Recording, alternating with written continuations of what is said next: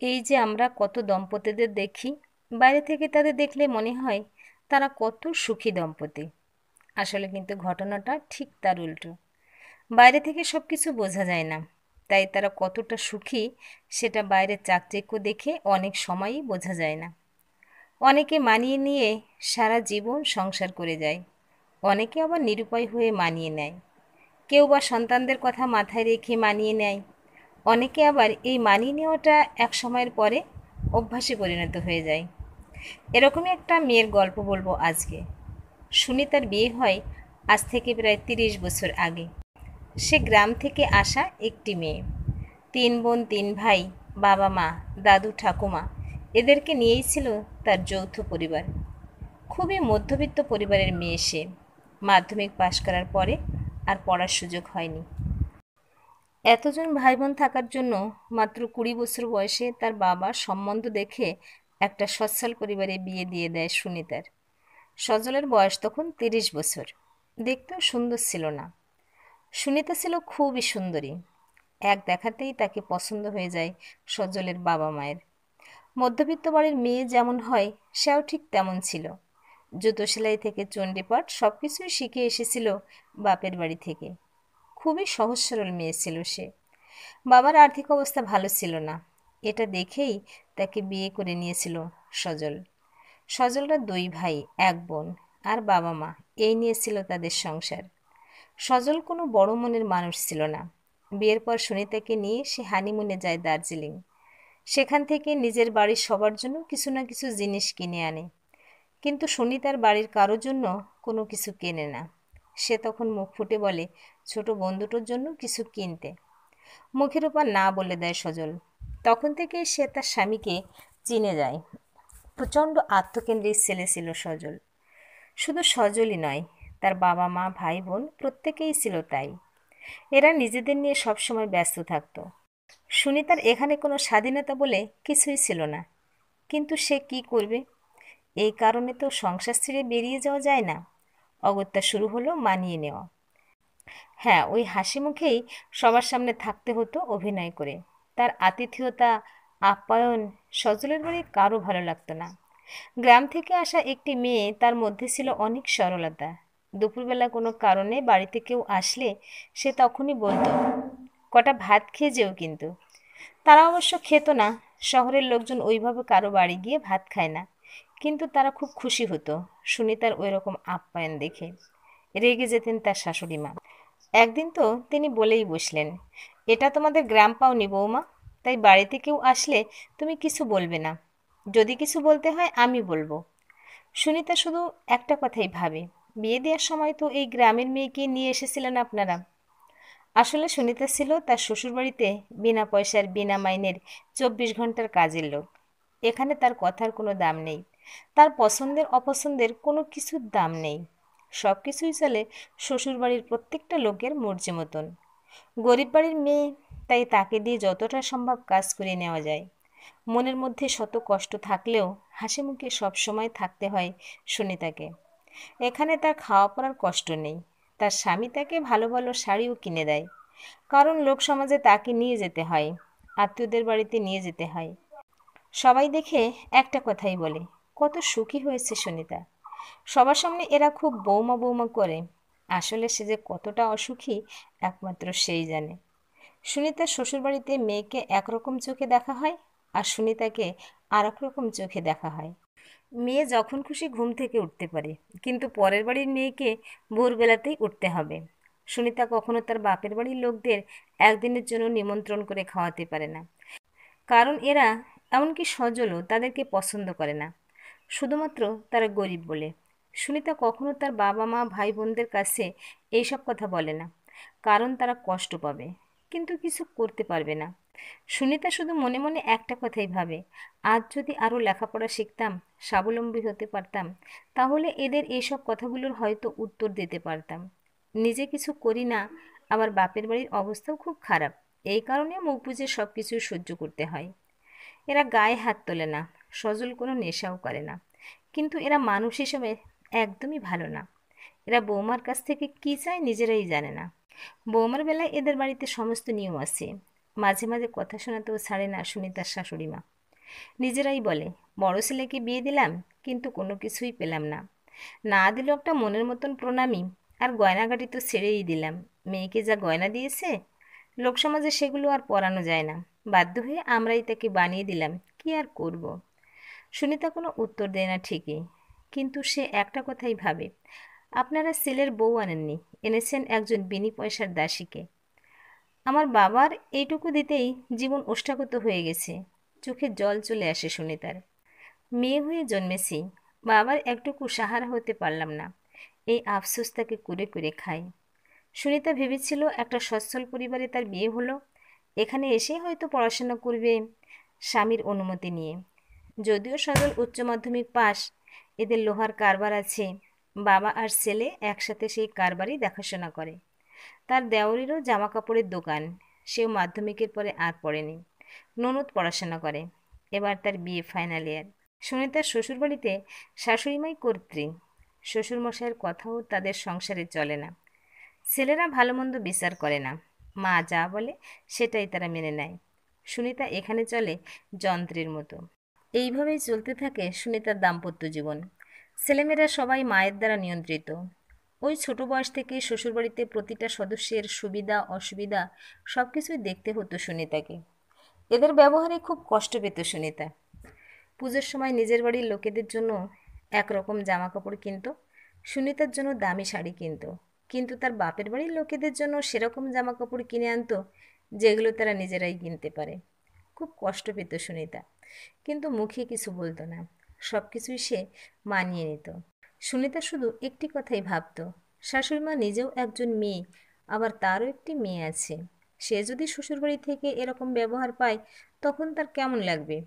সুনিতার বাবা পুজোর সময় এদের যখন জামা কাপড় দিতেন তখন তার ক্ষমতার বাইরে গিয়েই দিতেন, যদিও সেগুলো তাদের পছন্দ হতো না, তারা পরতও না। এইভাবেই 5 বছর কেটে যায়। এরপর সুনিতার দেওর কাজলের বিয়ে ঠিক হয় পূর্ণিমার সাথে। পূর্ণিমার বাবার প্যান্ডেলের ব্যবসা আছে, খুব অবস্থাপন্ন পরিবারের একমাত্র সন্তান পূর্ণিমা। প্রচুর দান সামগ্রী দিয়ে সোনার গয়নায় মুড়িয়ে তিনি তার মেয়েকে বিয়ে দেন কাজলের সাথে।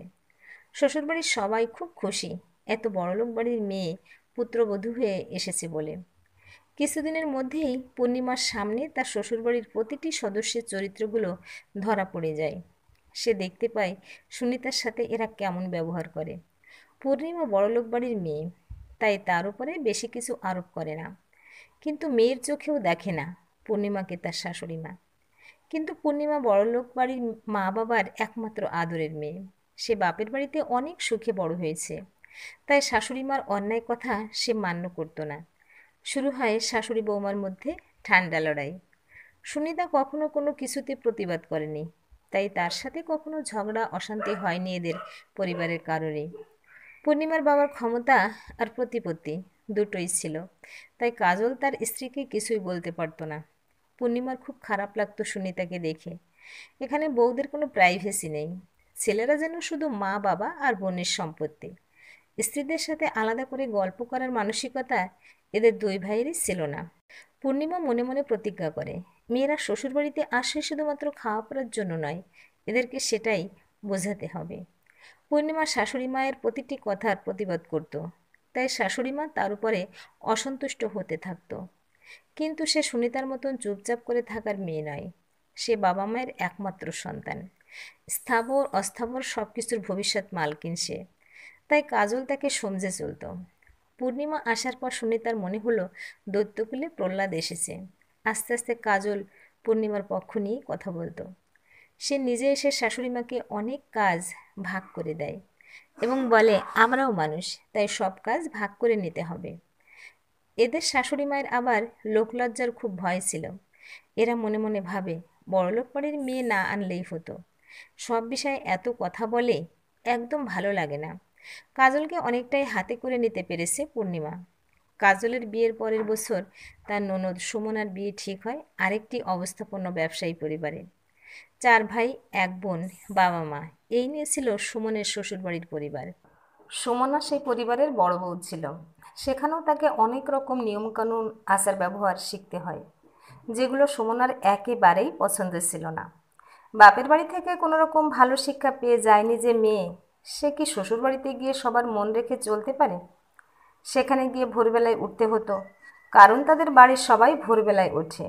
ওদের বাড়ির সব কিছুই চলে নিয়মানুবর্তিতার মধ্য দিয়ে।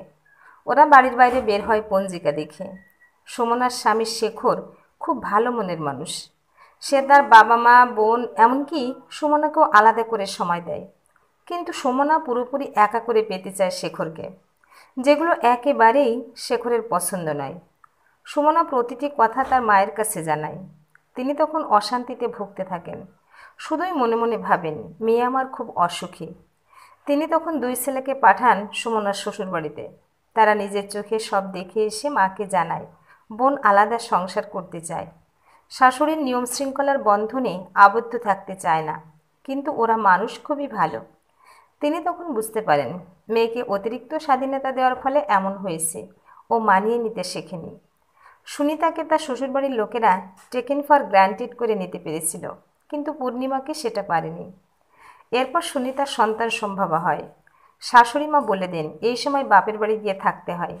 প্রতিবাদ করে পূর্ণিমা। সে বলে দেয় এ বাড়ির বংশধর এ বাড়িতেই জন্মগ্রহণ করবে। এই প্রথম ভাসুরের মুখোমুখি সে কথা বলে, আপনার কি দায়িত্ব নেই দিদিভাইকে সুরক্ষিত রাখার? মায়ের মুখের উপরে কথা বলতে পারেনি ঠিকই, তবে তারও ইচ্ছা সন্তান এই বাড়িতে জন্মগ্রহণ করুক।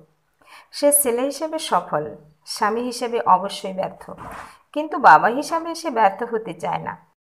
শাশুড়ি মায়ের কথাকে অগ্রাহ্য করে পূর্ণিমা যাকে এই বাড়িতে রেখে দেয়। এদিকে তার একমাত্র মেয়ে বাপের বাড়ি খুব একটা আসতে পারে না। একদিন সে তার মাকে জানায়, তুমি আমার ভালো করতে গিয়ে অনেক ক্ষতি করেছ। সংসার করার মতন কোনো মানসিকতাই আমার তৈরি হয়নি। আমি কাউকে নিয়েই থাকতে পারি না। তাই শেখর বলেছে নয় তাদেরকে নিয়ে খুব ভালোভাবে সংসার করতে হবে, আর তা না হলে ডিভোর্স দিয়ে বাপের বাড়িতে চলে আসতে হবে।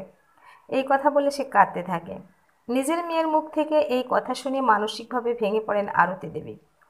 তার স্বামী আর দুই ভাই বুঝতে পারে পরের মেয়েকে ভালো না বাসলে নিজের মেয়েও সুখী হয় না। সজল সুনিতার খেয়াল রাখা শুরু করে। শাশুড়ি মাও যতটা সম্ভব দেখভাল করে বৌমার, আর পূর্ণিমা তো জায়ের সঙ্গেই থাকে। এরপর সুনিতার কোল আলো করে জন্মায় ফুটফুটে একটি কন্যা সন্তান। আশ্চর্যজনকভাবে পাল্টে যায় সজল বাবা হওয়ার পর। ইতিমধ্যেই সুনিতার দুই বোন লেখাপড়া শিখে স্বাবলম্বী হয়েছে। সুনিতা তার মা বাবাকে বলেই দিয়েছিল যতই কষ্ট হোক বোনেদের স্বাবলম্বী করে তারপরেই বিয়ে দেবে। খুব ভালো পরিবারে তাদের বিয়ে হয়েছে। চোখের সামনে থেকে মেয়েকে বড় হওয়া দেখেছে সজল। টলমলো পায়ে মেয়ের হাঁটতে শেখা, আধো আধো গলায় বাবা বলে ডাকা, এছাড়াও কত খুনসুটি, কত দুষ্টুমি, এসবই চোখের সামনে দেখতে থাকে সজল। খুব ভালো লাগতো বাবা হয়ে মেয়ের বেড়ে ওঠা দেখতে। এরপর আস্তে আস্তে মেয়ে বড় হতে থাকে। পড়াশোনা, নাচ, গান সব কিছুই শিখতে থাকে পূজা। দাদা ঠাকুমারও চোখের মণি হয়ে ওঠে পূজা।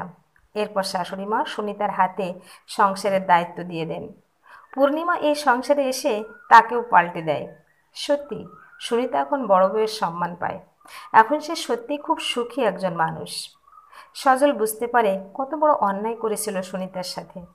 তার মেয়েও তো একদিন পরের ঘরে যাবে, সেখানে যদি সে এরকম ব্যবহার পায়, এই কথা ভেবে তার মন কেঁদে ওঠে। 5 বছর পরে পূর্ণিমা একটি পুত্র সন্তানের মা হয়। সে এখন পড়াশোনা করছে। শ্বশুরমশাই, শাশুড়ি মা নাতি নাতিদের বড় হওয়া দেখেছেন। তাদের ননদ এখন দাশগুপ্ত বাড়ির বড় বউ হয়ে সবার মন জয় করেছে। সেটা একমাত্র সম্ভব হয়েছে শেখরের জন্য। সে তাকে আদব কায়দা সব শিখিয়েছে। তারও একটি কন্যা সন্তান হয়েছে। এখন আর শ্বশুরমশাই শাশুড়ি মা বেঁচে নেই।